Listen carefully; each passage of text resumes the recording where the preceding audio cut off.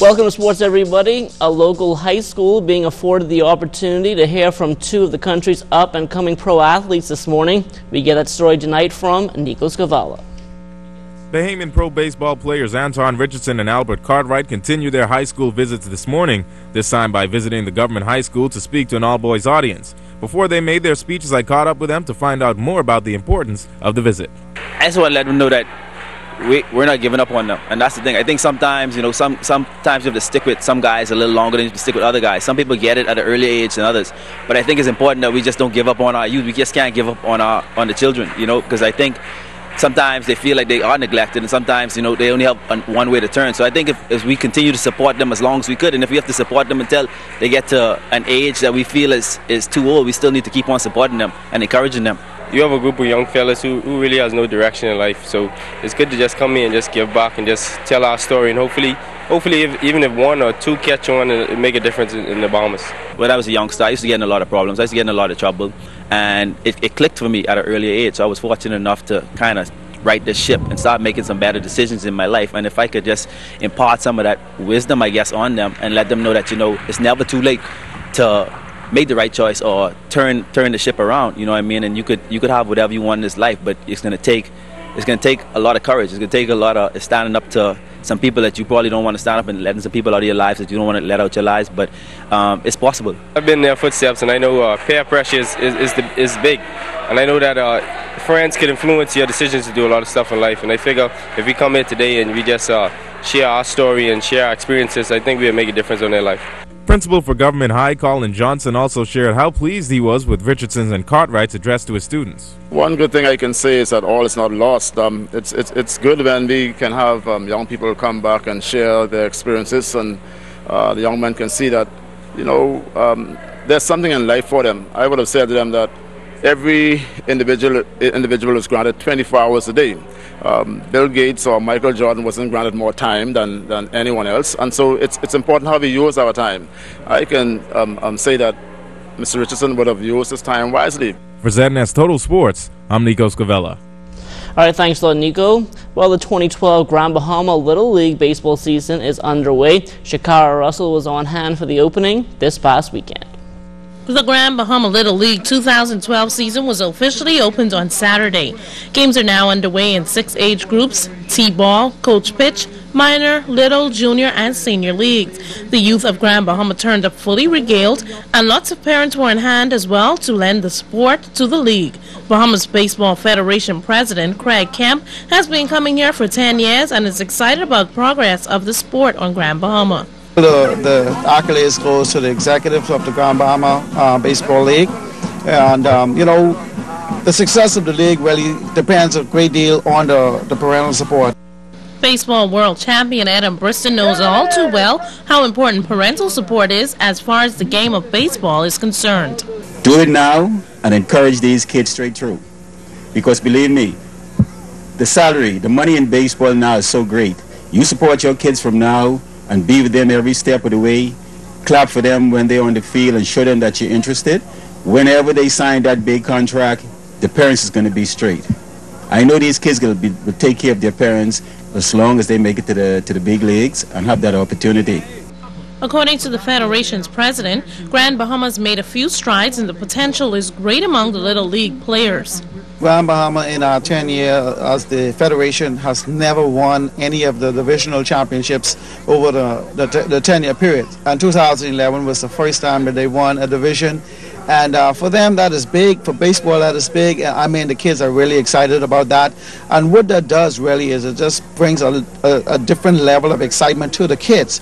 And hopefully those kids and those who want it and those who actually watch will elevate their game and give them the incentive to want to play hard, to want to compete. Umbrista is urging parents to make spectator participation consistent as it helps to develop international champions. Shakara Russell, ZNS Total Sports. All right, thanks a lot, Shakara. Well, competition in the Bahamas Rugby Football Union is as keen as ever. Freeport and the Buccaneers are two of the teams looking for bragging rights at the end of the season. The average age of the team now is under 25. The oldest person is probably 36, and the sky is the limit for now. There's usually some parity. It's between us and Freeport, it's always a head-to-head. We usually take them in Nassau, they take us over here, so there's really good competition between us. The other teams pretty much in the same level also. You know, we can win one week, lose one the next week. Well, the government secondary school soccer season underway. Yesterday at the Donald Davis playing field, the CC Sweeting Cobras and CV Bethel Stingrays going head-to-head in senior boys action. This was a competitive match from start to finish, but when the final whistle blew, it would be CC Sweeting coming out on top 3-2 thanks to a hat trick from Gregory Knowles. After the match, Julian Gibson spoke with Cobras coach Clifton Walker. We started off a bit sloppy and thing at the beginning, you know, a bit disorganized, but at the end, you know, it spoke to the guys, you know, a bit of encouragement, and then, you know, we execute what we did in practice. What is your projection for this team this year? How far you honestly see these guys going? Well, for the past 2 years, I've made it to the semi-finals. Our projection, you know, want to make it to the finals and win this championship. You know, I've been after this for a little while now, so this year I think is CC year. Who's seen your boys' team you see standing in CC way? Well, the truth is, I mean, this is our first match. I haven't seen other teams, but only one team we had a problem with from ever since, and that's CI Gibson. So that's the only team we're really concerned about now. As a coach, are you concerned about soccer, the attention paid to soccer in the government schools? You guys don't play enough games? Yes. That has been a problem. I mean, soccer doesn't get a lot of ratings as basketball and other sports, but you know, it'd be nice if they, you know, put a little more interest in the soccer games. I mean, only referee was out here alone today. It'd be nice, you know, get some more official and lines official, and you know, make it a bit more official. Now, while the loss was very disappointing for the Stingrays, they know it's still early in the season and better things are to come. Our defense wasn't all that strong. We may be a little weak on that side, but we tried our best, and they just came up with the victory. Defense wasn't really working that much, though, but we did good. But next time, we'll work hard on that. To be a competitive team, all you have to do is execute on our defense, work a little harder, and just push. Yeah, work on more passing and controlling, and more clearing on the defense, and we'll be a good team. Now, one school that both the Cobras and Stingrays have to look out for this season is CI Gibson. The Rattlers have yet to lose a match the past 2 years. 3 of their players spoke to us about what's made them so successful and what they expect moving forward. The coach that we have, you know, he's a good man. He's tell us, you know, like he's help us to do better and better every day. Come to practice every day, just do what he told, and just come there and do what he expects us to do. Just do the same thing as usual. So I guess we don't have nothing to work on. So we just come in, you know, just do what we got to do.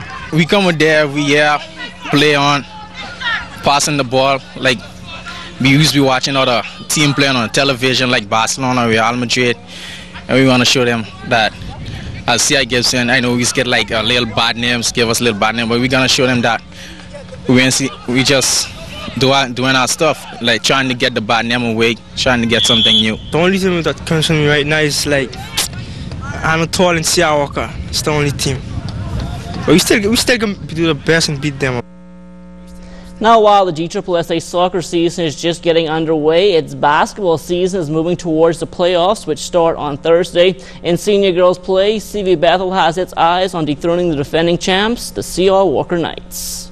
Well, I find that when we played C.R. Walker, our girls was a bit fatigued, and that's what kicked in. We went into overtime. They didn't have that extra endurance to carry them through. But come again, we're going to make it to the championship, and we're going to meet C.R. Walker again. C.R. Walker, they're a good team, but we trying to play better so we could beat them to end their streak and to come up with the champion this year. We could beat CR, but once we play more man-to-man and more defense, put more defense on them, we could win. We need more practice. I expect us to win and to try our best and to play more defense and get more players in and get the ball on the court and score. We have a good team. If we play more defense and play man-to-man, we'll sure beat them. Now the CC Sweeting Cobras senior girls will also be a part of the playoffs, and they too hope to make a statement. Play hard from the beginning to the end. That's all we need to do. And if we play hard from the beginning to the end, we sure we could win. We're going to be there. We're going to play our best, and that we're going to do the best that we can to win. Now over in the senior boys division, Doris Johnson will not be making it to the postseason this time around. This may be discouraging for some, but not for coach Harcourt McCoy. Until I get that contract from the LA Lakers, any game only has two outcomes, a win and a loss. So, you know, we're taking it on the nose, but we feel confident, and the players are still upbeat about it. They still come out to practice, they still work hard, and that has me really encouraged for next year. Well, still talking hoops, the second-year PJ Stingers continuing to go through some growing pains in the New Providence Basketball Association. Coach Vanterio Boleg says once they are able to play on both sides of the ball, the sky will be the limit. I think we could be very good this season. We've been doing the best we could. And we are a very young team. We're the youngest team probably in the league. And I don't really think no one can beat us right now. What do you guys need to work on? I think we just need to work a little more on defense. Because our offense is great. Our defense has to get more powerful and more better, and we'll be the best team in the league right now. Well, the 14th annual Geneva Rutherford Basketball Championship is slated for February 15th through the 18th at the St. George's Gym in Grand Bahama. And this year, the tournament has a national flavor. Megan. There are 16 teams slated to participate in the tournament from Grand Bahama, New Providence, Abaco, and Harper Island. Organizer Gladstone Moon McPhee says he is always excited to see the student athletes lace up the sneakers and participate in basketball. We are excited that the great tournament, Geneva Rutherford Girls Basketball Classic, will now be Geneva Rutherford Girls National Basketball Classic. Evan Wisdom of the Ministry of Education presented a check to Coach McPhee for $3,000 to help with lodging expenses. Only the top 3 teams in Grand Bahama will participate in the senior division, but all junior girls will be involved. We have all of our top teams participating in this, top senior girls teams in the country participating in this tournament. We have Queens College, the #1 ranked senior girls team in the country. We have C.R. Walker, ranked #2. We have Jack Haywood High, ranked #3. We have St. John's College out of Nassau, ranked #4. C.I. Gibson, ranked #5. And Tabernacle Christian Academy, ranked #6. The senior and junior girls are all vying for bragging rights and championship trophies. Megan Shepard, ZNS Total Sports. All right, thanks a lot, Megan. And finally, in this segment, one of the country's newest Class C sloops looking to make its presence felt at this year's St. Valentine's Regatta. Julian Gibson tells us more. It has been 1 year since Junglist, the Class C boat, came on the scene on Saturday Night Pass. Fans of the boat came together to celebrate. They had free food and drinks, even some outfits for the Junglists. High boots, bracelets, necklace, you name it. Now, this past year has not been a good one for Junglists. But come the St. Valentine's Day Regatta, they plan to turn it around and make a big catch. Really, we working on Junglist to get Junglist ready for the Valentine Massacre. We going in the St. Valentine Massacre Eliezer race, you know, and Junglist is ready. I did some work there, and I think we got it now. In Georgetown, you came, the best you came was 13, I believe, Baba J Regatta. Can you actually compete and win it? Well, Julian, if you had over 50-something boat in Georgetown and first time Junglist sail, you know, the boat was up in there. The boat didn't have no crew. You know, I didn't sail in a long time and I skipped the boat. But right now, how I feel, what I did, and I find what was the problem. You never know, I might be the top 3 in Baba J's race. We got a new captain on Junglist here. And we can do better this year. It was a new boat in the last year. Our first time in the Georgetown was a good experience. But we will be back. Now, according to the crew of the Junglist, come later on this year, they will have a next Class C boat. I got a big surprise for everybody this new year. We're bringing out a new boat again. This one is called Mary the Garland. This one is getting ready to set up. We're trying to get it ready for Georgetown, but a little difficult understands happened to me and the guys them, you know, but we're looking for Mary the Garland for Rollville Regatta. And we're getting everything together right now for Mary the Garland. We should be ready for it the end of this year. They are calling this one a 1-2 punch. Junglist and Mary the Garland. Reporting for ZNS Total Sports, I am Julian Gibson. All right, thanks a lot, Julian. And that will do it for sports.